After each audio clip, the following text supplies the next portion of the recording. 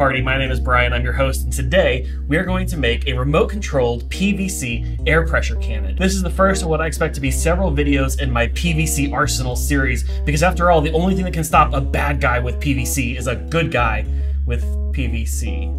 Don't think about it too hard. This is a really fun and achievable project, and I hope you try it out. And if you do, I hope you share it. And if you're gonna try it, remember the words of the patron saint of this workshop, Samuel Beckett, who said, "Ever tried, ever failed. No matter, try again, fail better." We're gonna try this and we're gonna see how it goes, and I can't wait for you to come along for the ride. Now, a lot of times when a YouTuber makes a video like this, they're gonna start with a CAD rendering or a drawing on a whiteboard. And the truth of the matter is that, like the Australian artist and YouTuber Jazza, I'm more of a kinesthetic learner. Look up instructions, or I could learn kinesthetically. I'm a kinesthetic learner. That's what I like. He gets it. I tend to go down to the hardware store and just start putting pieces together. When I was down there, I found that I want it to be about 2 feet by 2 feet at a square base, and I want the barrel of the cannon to stick straight up. Now it's time to go ahead and do the glue up. But first, I want to put something down on this table to protect it.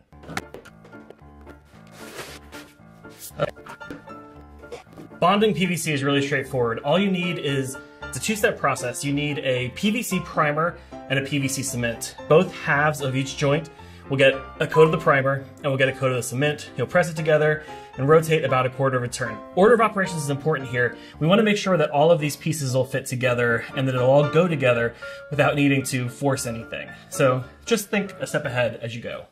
Got warm out here all of a sudden. By the way, this is a semi-well ventilated room, but even still, I just heard my air purifier kick on. You really should do this outside.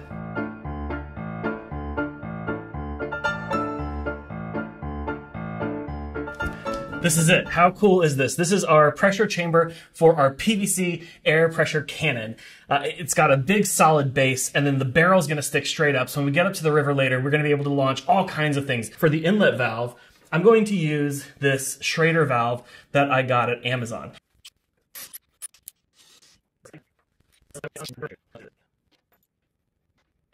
For the other valve, you could get a manual release ball valve, like one of these, and that would work pretty well, except that every time you're ready to launch, you'd have to come over, somebody would have to be there, and as fast as they can, turn the valve to open. What's better is if you use a sprinkler valve. Now, this is just a standard off-the-shelf sprinkler valve, and all we need to do is use a little bit more Teflon tape to connect it up.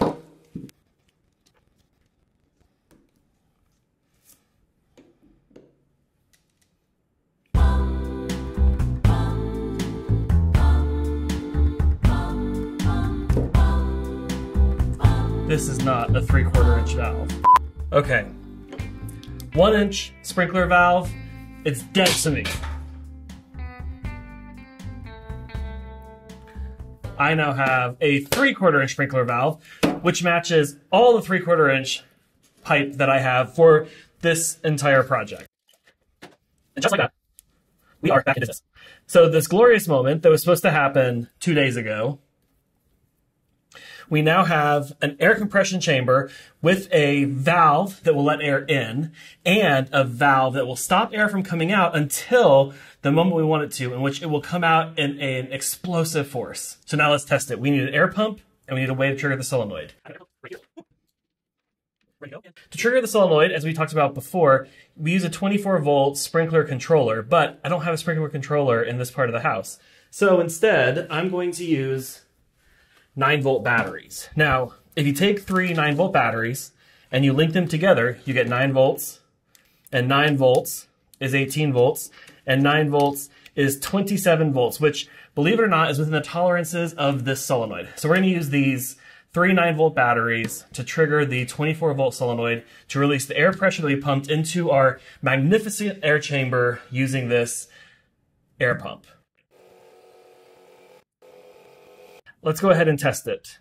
So, theoretically, all I need to do is touch one end of the solenoid to the positive terminal on the battery and take the other end.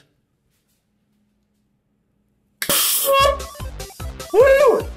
It worked. It worked, and it worked on the first try, and woo, it smells like PVC cement, which is not great, but I'm calling that a success. Yeah. Should we do it again?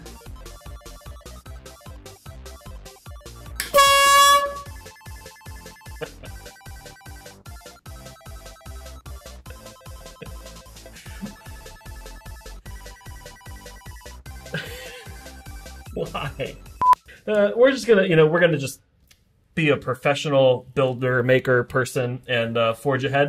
We have our compression chamber, we have our barrels, we have our valve that is going to release the pressure. What we need is a way to trigger the valve remotely. Now, if you're gonna make this project at home, you could easily do that with just 3 9-volt batteries.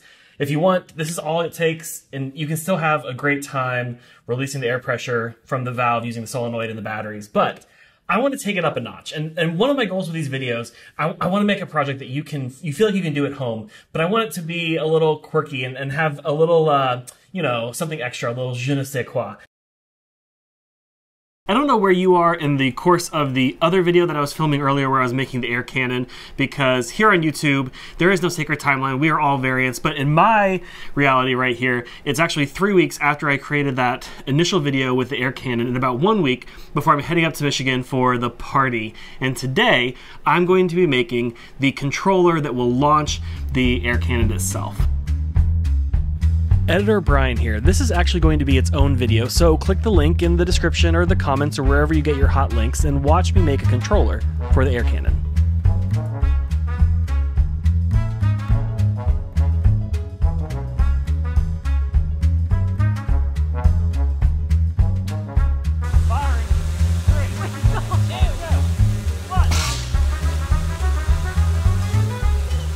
Should we try something else? Should we try some leaves?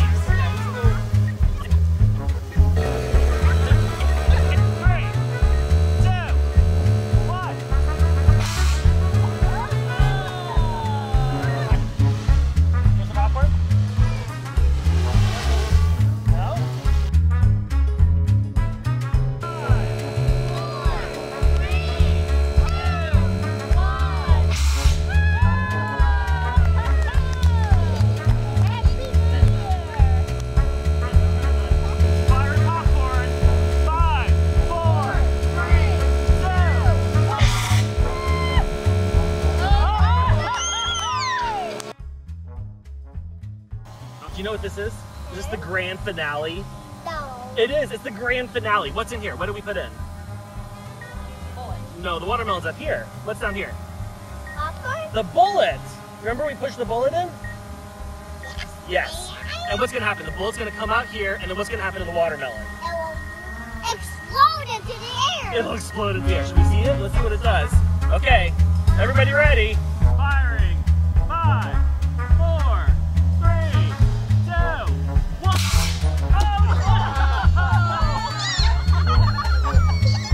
That was a fail.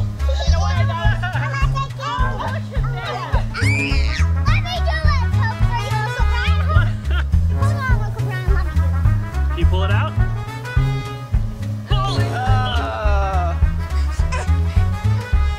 It's drooling.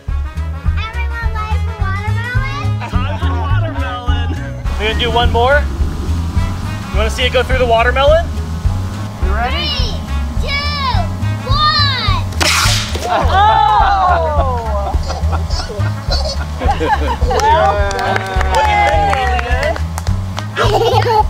I can eat the watermelon. That's how you carve a watermelon. Yeah. I've heard of plugging watermelon. Exploded cooked watermelon. Freshly exploded watermelon. Cheers. So juicy. Well, that's it. Thank you so much for joining me on this wild and crazy adventure. I hope you had half as much fun as we did. We had an absolute blast up at the river trying to figure out what the best thing to shoot out of the cannon was. Turns out the water balloon, not so great. Neither was the squishy foam pool ball toy or the dog's bone-shaped squeaker. The leaf confetti did really well, but the Popcorn was a clear winner. We had a blast launching the popcorn out of the air cannon. The 3D printed bullet I made went the farthest by far, and it made it through the watermelon on the second attempt. Turns out that we just needed to up the PSI from about 45 to 65 and hit it again on the same spot, and it broke the watermelon clear in two. If I were going to do this project again, the one thing that I'd probably change is, while keeping the overall size and shape, which worked really well, I might reduce the volume of the actual air chamber itself. Filling up that entire square base with air took a long time for that little air compressor. If I made it only about half, somehow capped off half of it, I could get a lot more PSI with a lower volume of air and still have plenty of pressure and plenty of force to launch all kinds of things out of the air cannon.